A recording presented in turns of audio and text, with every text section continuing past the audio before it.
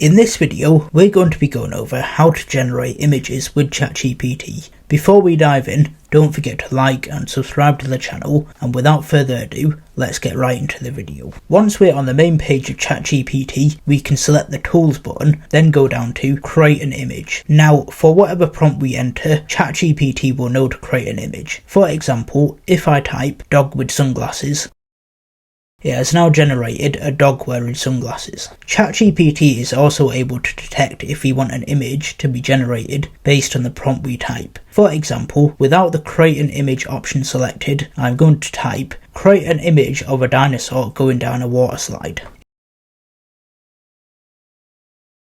It has now created the image that I requested. If we hover over the image, we can like/dislike it, download it and share it. If we click into the image, at the bottom is a prompt box for the purpose of editing the image. For example, I'm going to type make the water slide pink and then enter.